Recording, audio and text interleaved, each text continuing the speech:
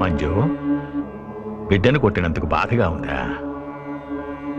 కొట్టడం, చంపడం బాధ కలిగిస్తాయని ఇప్పటికైనా అర్థమైందా? హింసతో శాంతిని స్థాపిస్తాను అని చెప్తూ ఉంటావే, అది ఎలా సాధ్యం? వేప విత్తు నాటితే మామిడి మొక్క మొలుస్తుందా? నువ్వే చెప్పు. ఈ ప్రజలనే పక్షులకు ఆశ్రయం ఇచ్చే మహావృక్షానివిరా నువ్వు. కానీ నీ ఆవేశం, ఆక్రోశం అనే మంటల్లో ఆ చెట్టు భగభగా మండిపోతోంది. మండే చెట్టు మీద ఏ పక్షి వాలదు నాయనా, ఆలోచించు.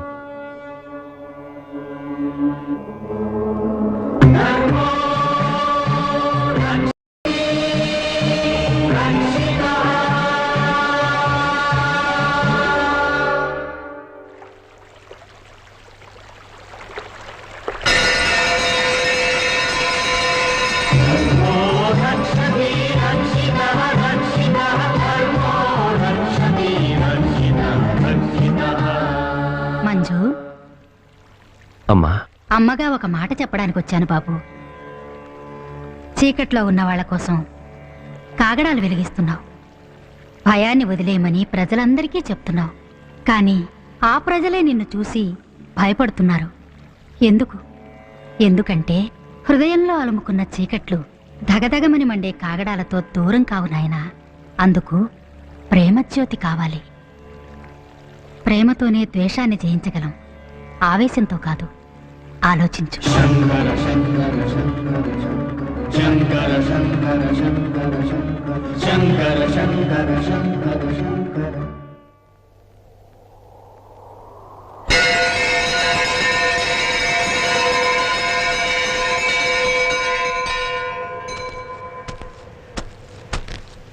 నాన్న, సూర్యుడు తూర్పున ఉదయించి పశ్చిమాన్నే ఎందుకు అస్తమిస్తాడు?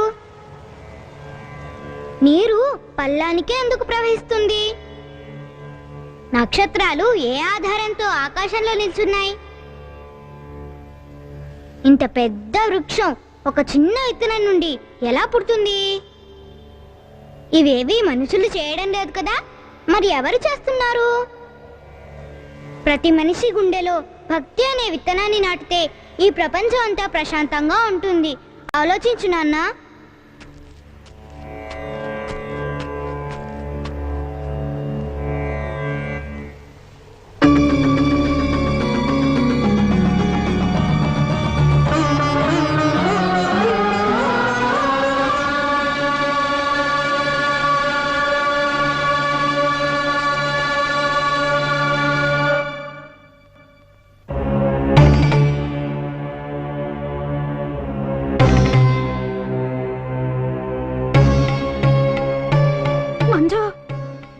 ఏమిట్రా ఇది? నిన్న ననగా వెళ్ళిన వాడివి ఇప్పుడు వస్తున్నావు. నువ్వెక్కడికి వెళ్ళావో ఏమయ్యావో అని మేమంతా ఎంత తెలుసా? నిన్నటి నుంచా? ఏంటమ్మా నువ్వు అనేది? ఇంతకు ముందేగా నువ్వు, నాన్న, సిద్ధు ముగ్గురు వచ్చి నాతో మాట్లాడి వెళ్ళారు. వాళ్ళు మాట్లాడటం ఏంట్రా? నిన్నటి నుంచి వాళ్ళు గడపే దాటలేదు. ఏమంటున్నారా? నాన్న, కాసేపటి ముందు నే సిద్ధేశ్వర కొండ దగ్గర కూర్చున్నప్పుడు నువ్వొచ్చి భగభగా మంటే చెట్టు పైన ఏ పక్షి వాలదని చెప్పావు కదా? నేనా? నేనెక్కడ చెప్పానురా? చెప్పలేదా? అంటే అమ్మా, నేను కాలువగట్టును కూర్చున్నప్పుడు ప్రేమతోనే ద్వేషాన్ని జయించాలని చెప్పావు కదూ కదూ? ఏమిట్రా ఇలా మాట్లాడుతున్నావు? ఏమైందిరా నీకు? చెప్పలేదా? ఏంటిది? సిద్ధు, సిద్ధు, నువ్వేనా చెప్పు. నువ్వు మరిచెట్టు దగ్గరకు వచ్చి నాతో మాట్లాడవు కదా? నేను రాలేదు నాన్న.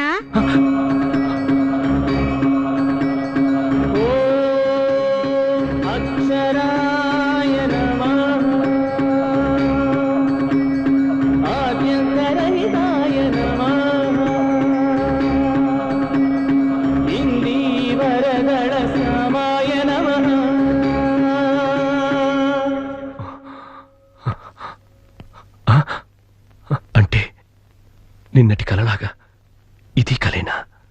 హ? కళ హ.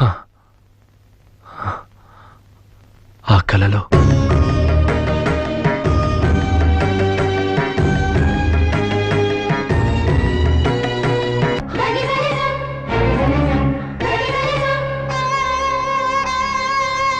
అంటే మీ రూపంలో వచ్చి నాకు ఉపదేశం చేసి నేను చెప్తాను నాన్న.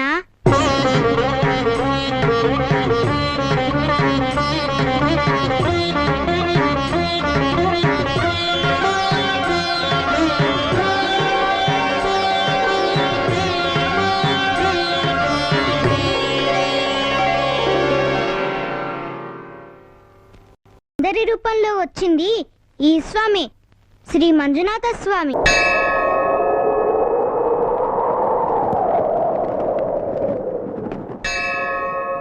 మంజునాథాయ నమః. మంజునాథాయ నమః. మంజునాథాయ నమః. రాజాధిరాజ రాజమార్తాండ రాజగంభీర కాలజ్ఞాన గ్రంథ రచనా ప్రపూర్ణ దానకర్ణ శ్రీ శ్రీ శ్రీ అంబికేశ్వర మహారాజ బహువరా బహువరా బహువరా. మహాప్రభు, తమరు కాలజ్ఞాన గ్రంథ రచన కోసం తపస్సు చేసిన ఈ 3 సంవత్సరాల కాలం తమ ఆజ్ఞతో ఈ ప్రజల్ని పరిపాలించాము. మా వల్ల ఏమైనా తప్పులు జరుగుంటే మమ్మల్ని క్షమించండి. మహాప్రభు, మహారాణి వారు తమ కర్తవ్య పరిపాలనలో మిమ్మల్నే మించిపోయారని ప్రజలందరూ ప్రశంసిస్తున్నారు. సంతోషం. ప్రజలకు హితం చేయాలనే మా ఆకాంక్ష. భూత భవిష్యత్ వర్తమాన కాలముల గురించే కాక నుదుటి రాతలను తెలుసుకునే శక్తి ఈ కాలజ్ఞాన గ్రంథము వల్ల మాకు లభించింది. మహాప్రభు, నుదుటి రాతల్ని తెలిపే కాలజ్ఞాన గ్రంథ మహత్యాన్ని తెలుసుకునేందుకు సభాసదులందరూ కుతూహలంతో ఎదురు చూస్తున్నారు.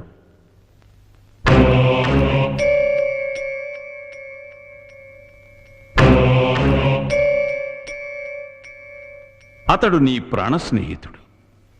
అతని కోసం నీ ప్రాణాలైనా ఇవ్వటానికి సిద్ధంగా ఉన్నావు. అయితే అతడు నీ ప్రాణాలను తీసి నీ రాజ్యాన్నే కబళించాలని ఆలోచిస్తున్నాడు. క్షమించండి మహాప్రభు, ఇక ముందు ఎవరికి ఏ కీడు చేయకుండా నీతిగా నిజాయితీగా నడుచుకుంటాను. ఇదే కాలజ్ఞాన మహిమ. ఈ గ్రంథాన్ని శ్రీ మంజునాథ స్వామి వారి పాదారవిందాలకు సమర్పించాలన్న సంకల్పం మాకు కలిగింది. మంత్రివర్య, ప్రభు, సకుటుంబ సపరివార సమేతముగా శ్రీ ధర్మస్థల క్షేత్ర సందర్శనానికి సత్వరమే సన్నాహాలు చేయించి. ఆజ్ఞ ప్రభు. బంధూక పుష్ప సంకాశం హారకుండల భూషితం.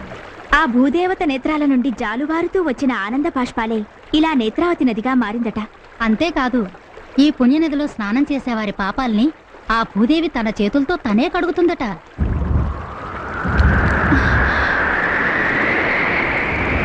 సుడిగాలి ఎక్కువయ్యేలా ఉంది. త్వరగా వెళ్ళి దైవ దర్శనం చేసుకుందాం, పదండి.